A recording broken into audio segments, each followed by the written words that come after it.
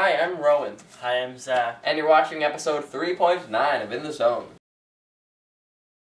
Today we're going to be discussing the Twilight Zone episode, Death's Head Revisited.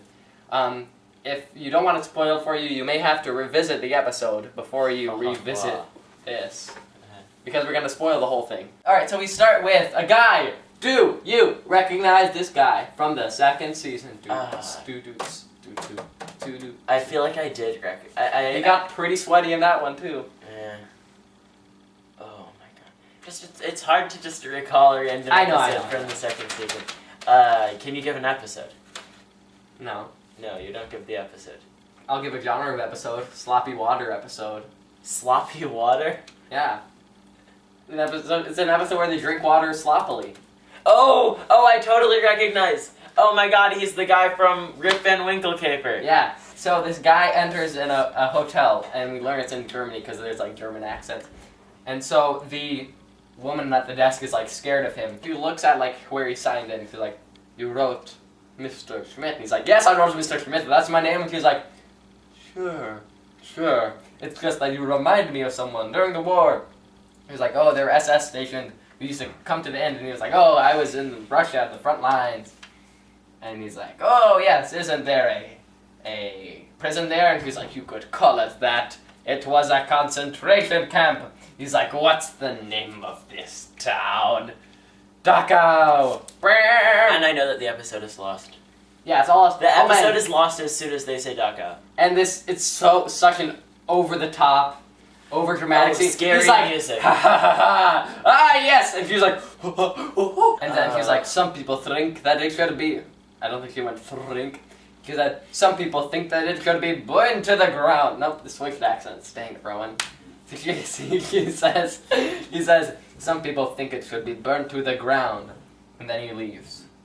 Yeah, and then from Murat Sterling we learned that he worked at Dachau and he was heartless. We fade to black. We come up and then there's this boring scene. So he's like there and then he like looks at these like the gallows and he like imagines mannequins there. Or he like imagines when people were hanging there and he smiles and it's just like... I honestly, I mean, the weird thing is that he is a Nazi, but in addition to that, he also was like, obviously like a psychopath. You know, like it's interesting, because it's not just that he's a Nazi, there's all this other stuff that didn't really have to do, like, I don't think, like, he's just crazy, like, he's just the most overt, horrible person. It just isn't interesting. Yeah. And then he walks into, like, the bedrooms, and he, like, remembers himself, like, working there, and he remembers the people. He's like, "Get up, time to exercise." So he goes, and he sees the detention sign on the ground. He's like, "Ah, yes, we had some good times in this building." So he goes inside. Oh, one of the things that makes this episode really uninteresting is he's just such a one-dimensional character. Yeah. Like, I am a psycho. That is his character. Does he have any character traits? No. But also, if he had any character traits, it would be even more offensive and cringeworthy. He, like, remembers not giving water. He's like, "You haven't been fed in only 5 days."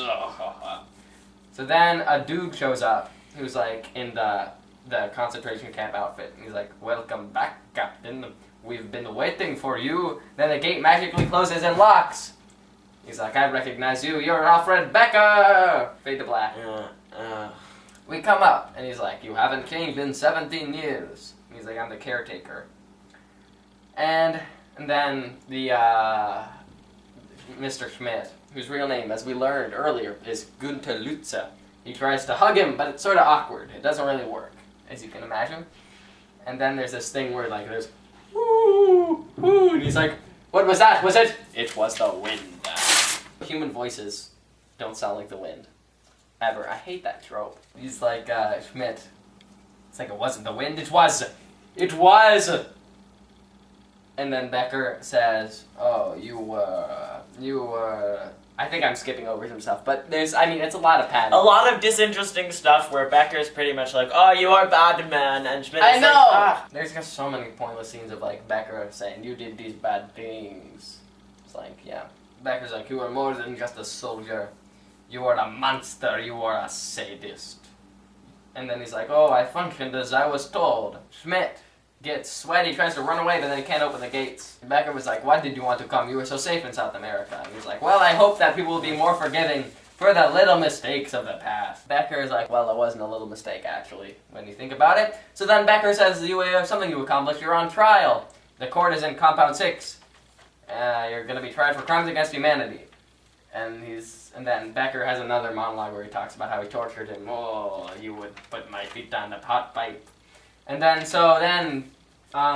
this is one cool thing, is that how he, like, just this sort of weird dreamlike feel of this whole episode is he is like for example, and it's edited very well, where Mr. Schmidt like runs towards the camera, but then he like appears in the courtroom,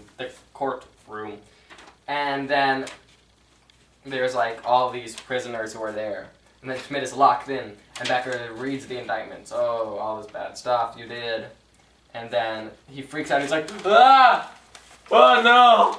Whoa, no! He, like, passes out. Because in movies, when you're scared, you pass out. So that's what he does here. And then he wakes up, and no one's there. It's just Becker. He's like, I had a weird dream. And Becker's like, it was no dream. And Becker is like, these people, they have never left. Schmidt is like, who are you? Becker is like, I'm the caretaker. The trial is over. You're guilty. Now I'll sentence you. And Schmidt is like, oh. And then he breaks the window. It's a pretty great glass break. And he's completely like going insane at this point. And Schmidt is like, the jury and the judge are all in your mind.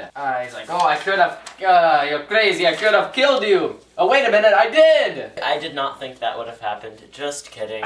And I saw that from a mile. And so then he reaches for Becker, but then he's transported again.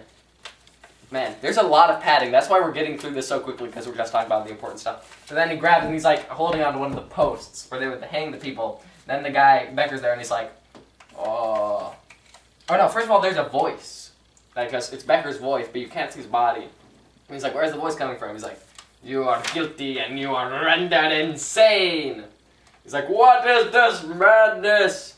And then he's at, like, the gates, and the Becker's there, and he's like, this is where you shot lots of people. Can you feel the bullets now? And then they're bullet noises.